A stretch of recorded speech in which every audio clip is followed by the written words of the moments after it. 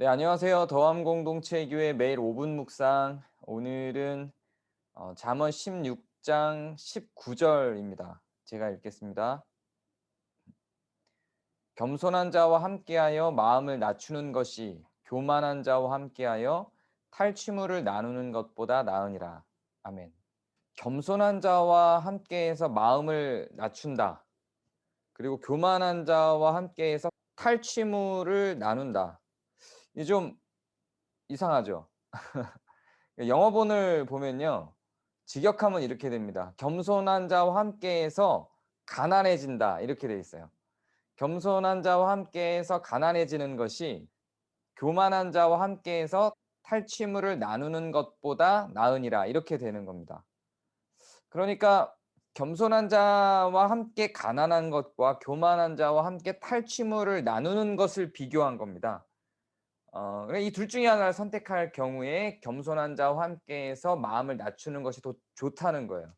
반드시 겸손한 자와 함께해서 가난해져라라고 말을 하는 게 아니라는 의미입니다. 근데 왜 여기서 마음을 낮추는 것이라고 했냐고 질문을 하면 저도 잘 모르겠어요. 그냥 주석가들의 주석들을 봤는데 개인적으로 저는 정확하게 이해는 안 됩니다. 겸손한 자에서 연장선이기 때문에 이 단어 자체는 가난하다거든요. 근데 그거를 마음을 낮추는 것으로 한 이유는 겸손한 자와 같은 개념으로 만들기 위함인 것 같아요.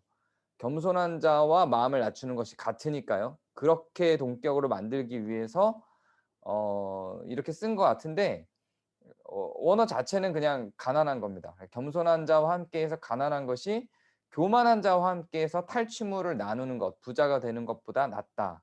이렇게 비교를 한 거죠. 자, 근데 이럴 수 있잖아요.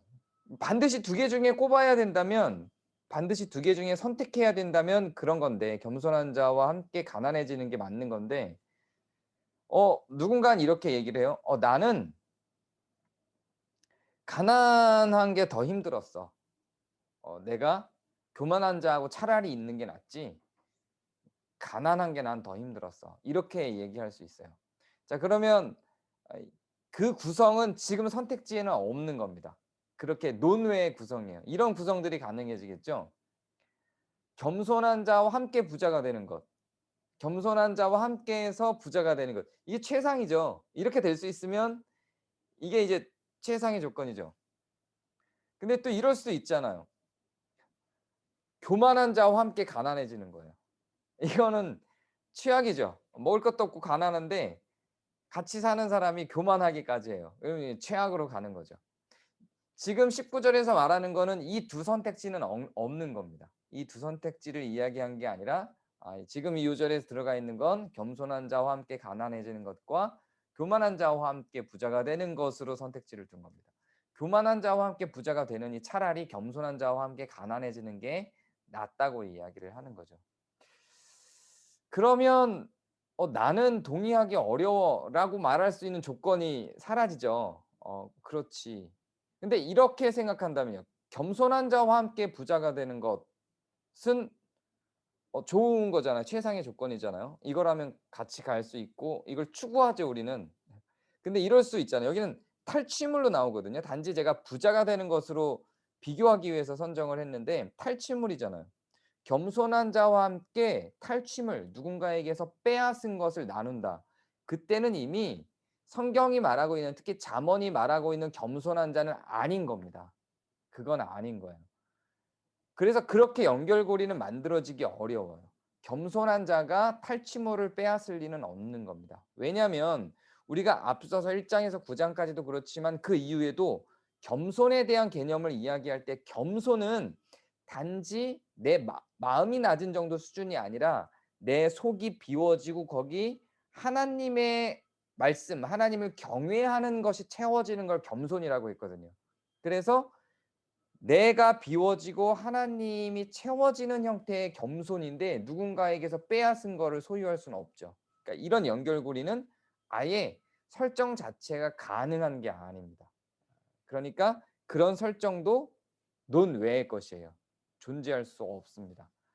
그렇기 때문에 이 두 설정을 비교한 겁니다. 겸손과 교만을 확실하게 구분시키기 위해서.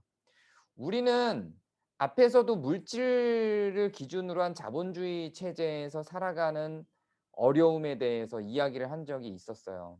우리는 자본, 소득을 중심으로 모든 의식이 구성되고 모든 선택들을 끌고 나갈 우려가 있죠, 우리 삶 속에는. 그런데 성경은 그것을 계속해서 경계시킵니다.